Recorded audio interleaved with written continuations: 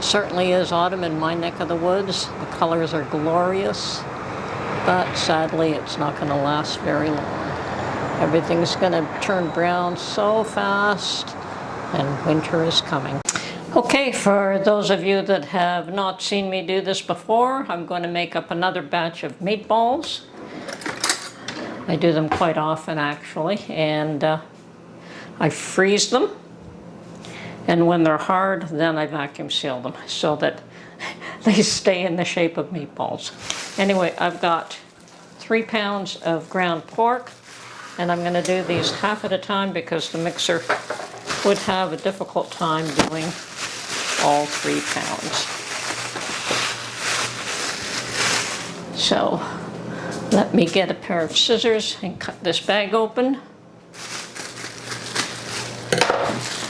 And put approximately half in there.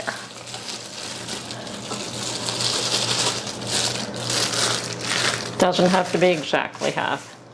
And for flavor, I definitely add a couple of tablespoons of grated Parmesan cheese. I've got some fresh parsley that I cut up, so I'll add half of this.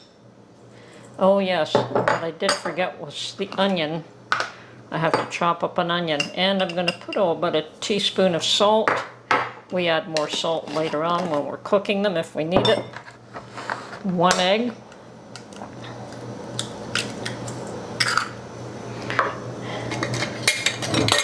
And breadcrumbs to get the right consistency. Now, if you're going to can these, you do not add breadcrumbs. Okay, and here is my chopped onion, and we're ready to go. I've got all my ingredients mixed up now, and just need the paddle. And yes, I like to use the mixer for this so that everything does get mixed up really nice. I know some people only use this for baking, but I take advantage of machines every chance I get. So. And it doesn't take long for this mixer to mix everything up nice and smooth. Meanwhile, I'm going to get a bowl to put that all in so that I can mix up the second half.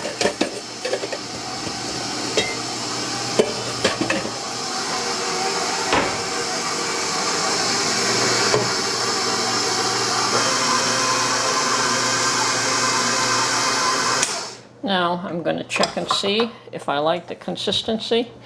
No, I think I'm going to add just a little bit more breadcrumbs. And that is just so that you get a firm meatball that stays together.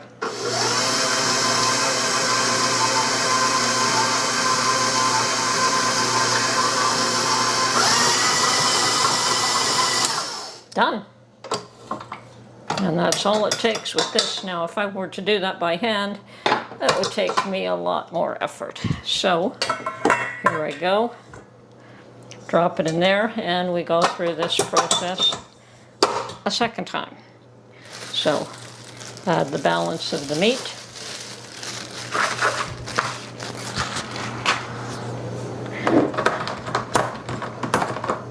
Another egg.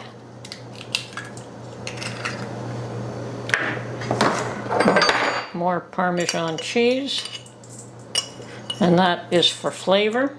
The balance of the parsley that I have chopped up. Some salt. Whoops, way too much salt. Yeah, just like about a teaspoon of salt. I almost put too much in there. And of course,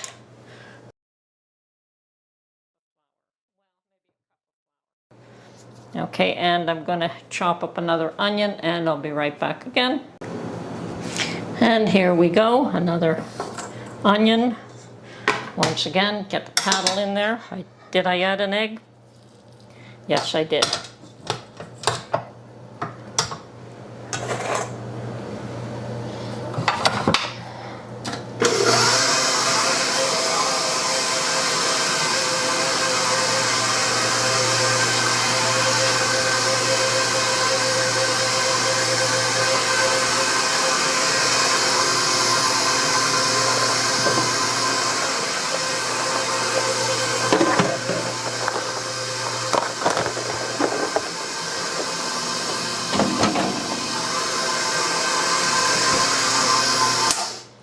Once again, just test for consistency. Yeah, a little more breadcrumbs. Probably another 1/4 cup.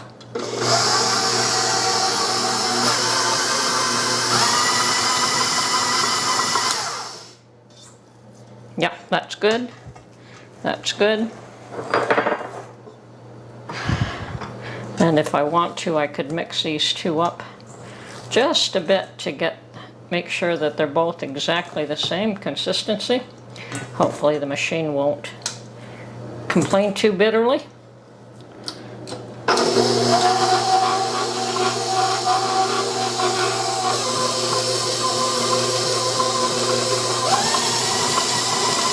Okay, good enough.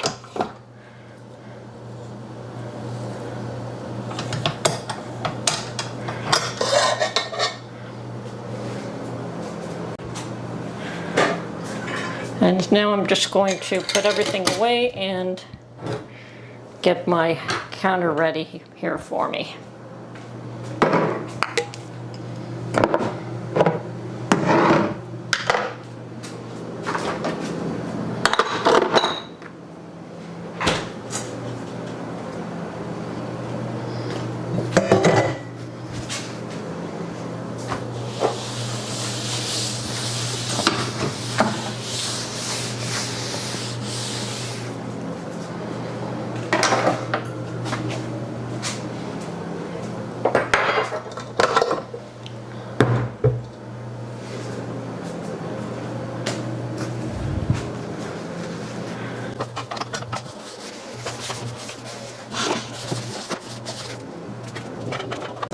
Okay, and the next stage is just to freeze all my meatballs, and I put them on cutting boards and put them in the freezer. So let's see if we can adjust that a little bit.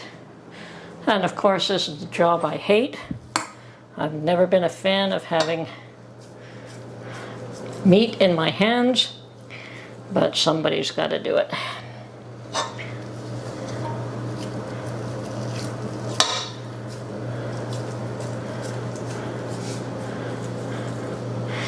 So, medium size, I don't make them too large, I don't make them too small.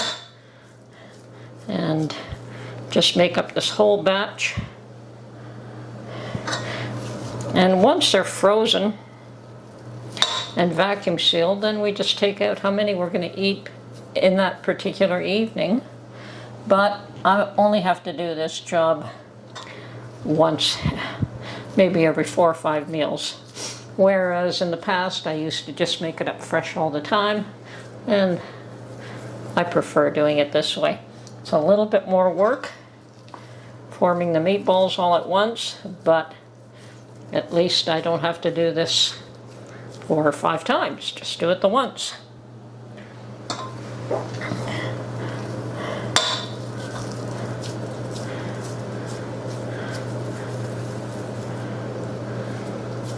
And yes, they're holding together very nicely. And the reason I freeze them now is if you were to vacuum seal them like this, they would lose their shape immediately. So I freeze them without any covering, just put them in the top freezer in my kitchen. And once they're vacuum sealed, they go in the chest freezer. But yes, you can definitely can these, but you cannot, you have to omit the breadcrumbs if you wanted to can them. And I didn't know that the first time I canned them, and yes, they seemed good initially, and after a while I noticed that it was kind of a strange flavor, but that was because it had breadcrumbs and they shouldn't. So I've learned that, and I prefer these frozen right now, but it doesn't mean you shouldn't have some of these in your pantry canned for emergencies, in case your freezer goes out. Now, I'm not in an area where it's prone to going out for any length of time, although it doesn't mean it can't happen. Every time the power has gone out here, it's been reinstated fairly quickly, a couple of hours at worst. Although, you know, ice storms can cause all kinds of problems, so. And yeah, don't really have, there are means to protect your frozen food, you know. If you don't open the freezer, it'll probably stay good for at least a day, maybe 2.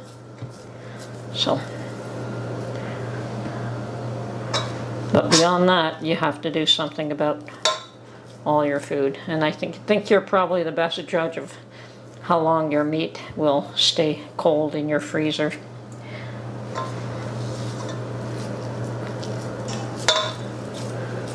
Okay, I'm just going to continue along here until they're all done, and then we'll get back to you.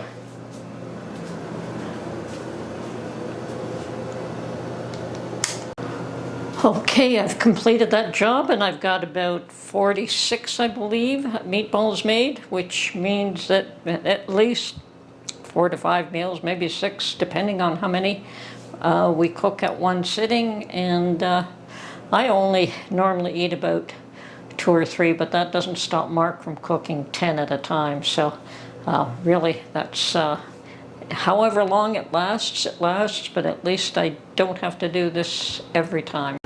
Okay, so into the freezer they go.